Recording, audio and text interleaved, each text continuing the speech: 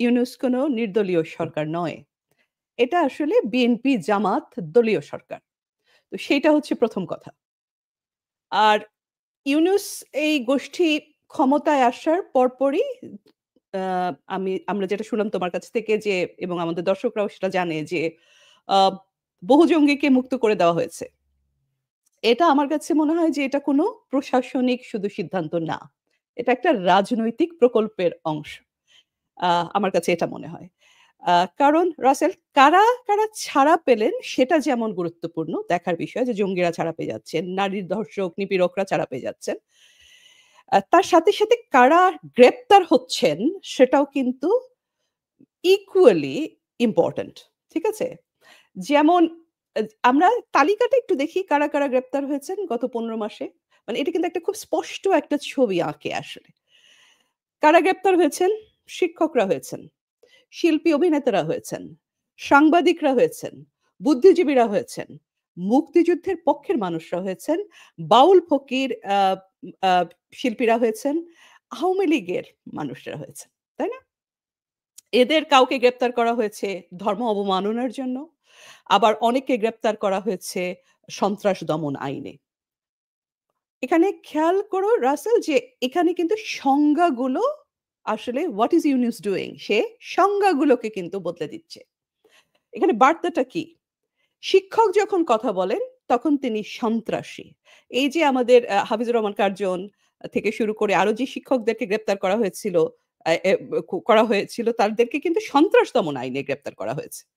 তাহলে শিক্ষক কথা বললে তিনি সন্ত্রাসী, শিল্পীরা প্রতিবাদ করলে তিনি রাষ্ট্রদ্রোহী, আর জঙ্গি হয়ে যারা জঙ্গি তাদেরকে বলা হচ্ছে ভুল পথে চলে যাওয়া অনুতপ্ত ভাইটি, হ্যাঁ? তাকে বের করে দেওয়া যায়। তো যারা নিরীহ নারী পুরুষ হত্যা করে তারা হয়ে যায় ধার্মিক, আর যারা বাউল ফকির তারা হয়ে যায় ইসলাম বিদ্বেষী। এইটাই হলো নতুন বয়ান। তাহলে ইউনুস আসলে কি করছেন? তিনি ইতিহাসের মতো ধর্মের সংজ্ঞাটাকে রিসেট করছেন।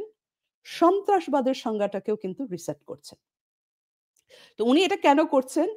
আ এই যে জঙ্গিদেরকে ছেড়ে দিচ্ছেন, এই যে জঙ্গিদেরকে ক্ষমতায়ন করছেন। এখন আমরা যেটা দেখছি বাংলাদেশে আ রাসেল জঙ্গিবাদ আগেও ছিল, মৌলবাদ আগেও ছিল। কিন্তু এখন আমরা যেটা দেখছি সেটা একেবারেই ভিন্ন চেহারা। এটা হচ্ছে স্টেট স্পন্সরড মবক্রেসি এবং স্টেট স্পন্সরড, স্টেট ব্যাকড জঙ্গিবাদ, মৌলবাদ। তো এই জায়গাটায় কিন্তু একটু বোঝার পার্থক্য আছে। তো এই যে এটা কেন করছেন ইউনুস, এটার উদ্দেশ্য আমার কাছে মনে হয় ২ টা।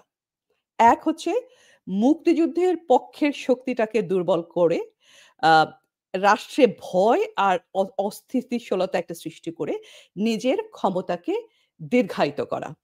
আর মুক্তিযুদ্ধের রাষ্ট্রপক্ষের শক্তিকে দুর্বল করার কারণটি কি? কারণটি হচ্ছে মৌলবাদের একটি সবচেয়ে বড় ক্রিপ্টোনাইটটি কি? সবচাইতে বড় ক্রিপ্টোনাইট হচ্ছে যেটা মৌলবাদকে রুখতে পারে বাংলাদেশের ইতিহাস বলে সেইটা হচ্ছে মুক্তিযুদ্ধ। মুক্তিযুদ্ধের ইতিহাস। আমাদের যে অসাম্প্রদায়িক চেতনা থেকে এই রাষ্ট্রের জন্ম, আমাদের মুক্তিযুদ্ধ। সেইটা সেইটা বারে যেকোনো ধরনের মৌলবাদের এগেইনস্ট এ আমাদের কাছে ঢাল হয়ে কিন্তু দাঁড়িয়েছে।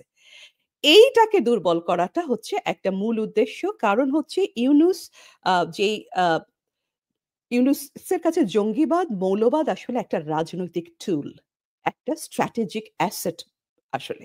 এবং এইটাকে তার ব্যবহার করতে হলে কয়েকটি কাজ তার না করে কোনো উপায় নেই। আ কিছু জিনিস একেবারে ধরে ধ্বংস করা হয়েছে। শিক্ষা ব্যবস্থাটাকে ধ্বংস করা হয়েছে। কারণ শিক্ষা, বিজ্ঞান, আধুনিক শিক্ষা এগুলো কিন্তু এগেইন মৌলবাদের উত্থানকে রুখে দেয়। কাজেই সেটাকে ধ্বংস করা হয়েছে।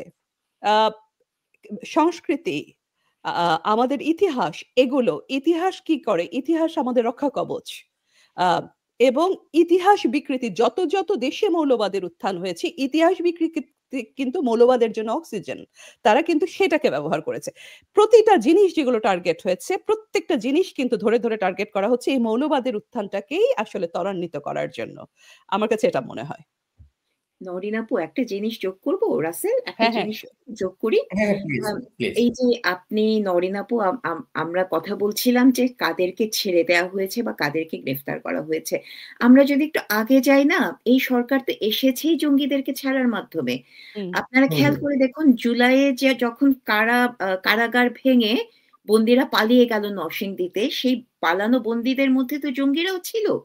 তার মানে জঙ্গিদের ছাড়ার পরিকল্পনা তাদের এমনকি সরকারে আসার আগে থেকে ছিল। তারা যদি সরকারে নাও আসতে পারত, তারা নিশ্চিত করেছিল যে বাংলাদেশে জঙ্গিদের একটা অভয়ারণ্য হবে। হ্যাঁ, তো ইউনূস সরকার একদম আগাগোড়া, আপনি বলছেন না যে প্রশাসন, মানে ইউনূসের মতো সূর্যই যেখানে জ্বলজ্বল করছে মৌলবাদিতা নিয়ে, সেখানে প্রশাসন কত পাওয়ারের বাতি জ্বালালো, সেটা নিয়ে কি এসে যায় বলুন? হ্যাঁ, এটাই বলার ছিল। ধন্যবাদ। আচ্ছা, আ আ আ রানা মেহের, আপনার কাছে একটা প্রশ্ন। সেটা হচ্ছে, বারবার কেন মৌলবাদীদের আক্রমণের লক্ষ্যবস্তু হয়ে ওঠে আওয়ামী লীগ? মানে বিএনপির সঙ্গে তাদের একটা দহরম-মহরম প্রেম আমরা সবসময় দেখতে পাই। আর ইউনূস তো মানে বলার কিছু নেই আর। তো এই যে সবার সঙ্গেই তাদের একটা প্রেমের সম্পর্ক বজায় রাখে সবসময় মৌলবাদীরা, জঙ্গি গোষ্ঠীগুলো। সেই জায়গায় একমাত্র তাদের লক্ষ্য হয়ে ওঠে, মানে আক্রমণের লক্ষ্য হয়ে ওঠে আওয়ামী লীগ। আওয়ামী লীগের সঙ্গে এই যে তাদের দ্বন্দ্বটা, এটা কি মূলত আওয়ামী লীগের রাজনৈতিক যে আদর্শ, সেই আদর্শটা জঙ্গিবাদ এবং মৌলবাদের সঙ্গে দূরত্বের কারণেই কি এই সংঘাতটা? মানে কেন আসলে আওয়ামী লীগ বারবার মৌলবাদীদের লক্ষ্যবস্তু হয়? আ ধন্যবাদ রাসেল। বিএনপি জন্মটা আসলে কি করে বলুন তো? হ্যাঁ, বিএনপি জন্মটাই তো হয়েছে বাংলাদেশে জামাত শিবিরকে পুনর্বাসিত করার জন্য। বিএনপি যখন তাদের জামাতের কোন নেতা সেই তখনকার সময়ে মন্ত্রী হয়েছিল, আমি ২০০১ এর কথা বলছি না। আমি বলছি জিয়ার শাসনের কথা, আমি জামাতের নেতা ভুলে গেছি, রাজাকার, তিনি তখনই মন্ত্রী হয়েছিলেন।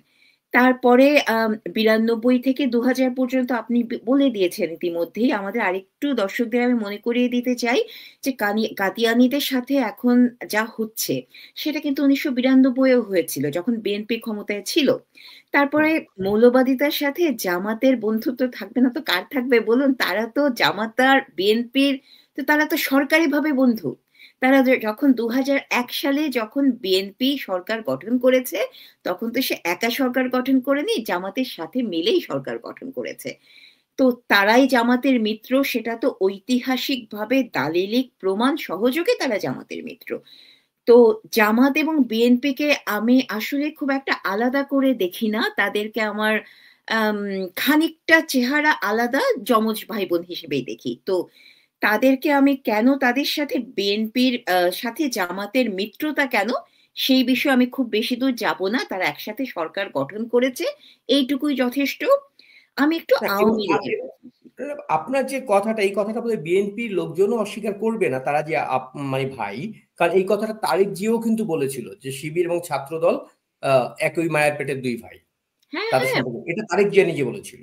এবং এখন আমাদের একটু, একটু পার্থক্য হয়েছে এখন। আগে কিন্তু আমরা যখন ছাত্র জীবনে ছিলাম, আ তখন কিন্তু আমরা শুনতাম যে বিএনপি জামাত হচ্ছে বিএনপির বি টিম। হুম। এখন সেইটি উল্টে গেছে। উল্টে গিয়ে এখন কিন্তু বিএনপি হয়ে গেছে জামাতের বি টিম আমার জামাতের কাছে বিএনপি। মনে হয়। হ্যাঁ। আমি না বিএনপিকে জামাতের বি টিম বলছি না। এখন না আমি জামাতকে বিএনপিকে জামাতের সি টিম বলবো। এখন বি টিমটা হয়ে গেছে এনসিপি। এনসিপি। হ্যাঁ, এনসিপি। মানে বিএনপির দরকারটা কি? একটুখানি ভারত বিরোধিতা, অল্প একটু মুক্তিযুদ্ধ যখন দরকার হয়, এই সবকিছু তো এনসিপি করছে। বিএনপির তো আসলে দরকার নেই। তারেক জিয়া মনে করছেন তিনি ওয়ার্ক ফ্রম হোম করেই দেশের একটা বিরাট উদ্ধার করে ফেলবেন। রাজনীতি তো আসলে এভাবে হয় না, তাই না?